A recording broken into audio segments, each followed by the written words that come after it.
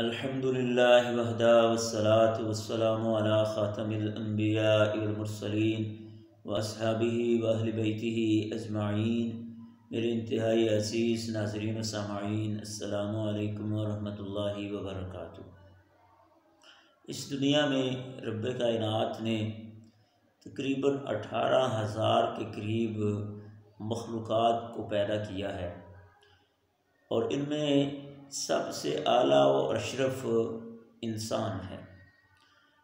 اللہ کی ذات نے انسان کے اندر بے شمار خوبیاں رکھی ہیں جن کی بنا پر اس کو اشرف اور اعلیٰ بنایا، جس وجہ سے اس کو اشرف المخلوقات کہا جاتا ہے۔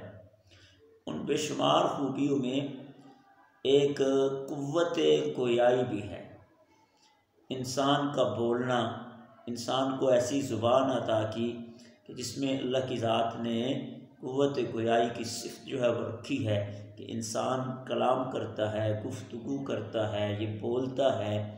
اس وجہ سے بھی اس کو باقی تمام مخلوقات کے اوپر اللہ کی ذات نے شرف بخشا ہے۔ جہاں پر یہ بہت بڑی اللہ کی نعمت ہے زبان، جس میں قوت گویائی ہے، وہیں پر اللہ کے حبیب علیہ السلام نے اس کی حفاظت کی بڑی تاکید کی ہے۔ بے شمار احادیث ایسی ملتی ہیں جن میں صحابہ نے آپ سے پوچھا، یا رسول اللہ ہمیں کوئی نصیحت کیجیے، تو اللہ کے حبیب علیہ السلام نے زبان کی طرف اشارہ کیا کہ اس کی حفاظت کرو، اس کے شر سے بچو۔ اور بعض روایات میں آتا ہے کہ آپ نے زبان کو پکڑ کے صحابہ کو اس بات کی تاکید کی کہ اس کے شر سے بچنا، اس کی حفاظت کرنا۔ یہی وجہ ہے کہ کہتے ہیں کہ پہلے سوچو، پھر تولو، پھر بولو۔ اور رسول اللہ صلی اللہ علیہ وسلم کی ایک حدیث پاک ہے، اللہ کے حبیب علیہ السلام فرماتے ہیں، حضرت ابو ہریرہ رضی اللہ تعالیٰ عنہ اس کے راوی ہیں، آپ فرماتے ہیں کہ سمع النبی یقول، اللہ کے حبیب کو میں نے یہ بات کہتے ہوئے سنا ہے۔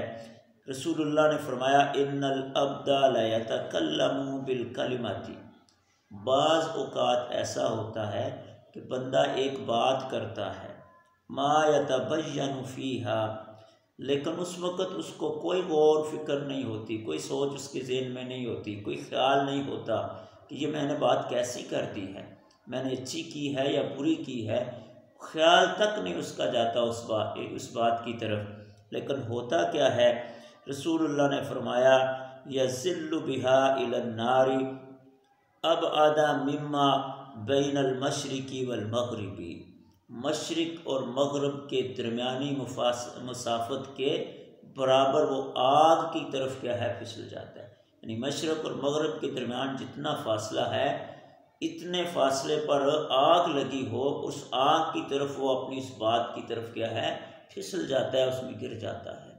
اس لیے جب بھی بات کریں تو سوچ سمجھ کے کریں، اپنے الفاظ پر، اپنے کلمات پر غور و فکر کریں کہ ہم کیا بات کر رہے ہیں، سوچ کر سمجھ کر ان کو اپنی زبان سے ادا کریں، اس لیے کہ زبان سے جو کلمات نکلتے ہیں وہ اثر رکھتے ہیں۔ اور بعض اوقات ایسا بھی ہوتا ہے کہ بولنے والے کو محسوس تک نہیں ہوتا، لیکن سننے والے پر کیا بیت رہی ہوتی ہے وہ سننے والا ہی جانتا ہے۔ سیدنا علی رضی اللہ تعالیٰ عنہ یہی بات ارشاد فرماتے ہیں، جراحات السنان لحتیام ولا یلتام ما جرح اللسان، کہ تلواروں کے، نیزوں کے، تیروں کے زخم تو مٹ جاتے ہیں، لیکن جو زخم زبان سے دیے جائیں وہ کبھی بھی مندمل نہیں ہو سکتے، وہ کبھی بھی مٹ نہیں سکتے، وہ تازہ ہی رہتے ہیں۔ اس لیے زبان کی ہلاکتیں بے شمار ہیں، تو زبان کو چلانے سے پہلے، زبان سے الفاظ ادا کرنے سے پہلے ہمیں سوچنا چاہیے، سمجھنا چاہیے، اپنے الفاظ پر غور و فکر کرنا چاہیے۔ یہی وجہ ہے کہ اللہ کے حبیب فرماتے ہیں، من صمت نجا، جو خاموش ہو گیا وہ نجات پا گیا۔ اور اللہ کے حبیب نے یہ بھی فرمایا کہ اگر بات کرنی ہے تو خیر کی کرو، اور اگر خیر کی بات نہیں کر سکتے تو اس سے بہتر خاموشی ہے، تم خاموش رہو۔ اللہ کی ذات ہم سب کو عمل کی توفیق عطا فرمائے۔ وما علینا الا البلاغ المبین۔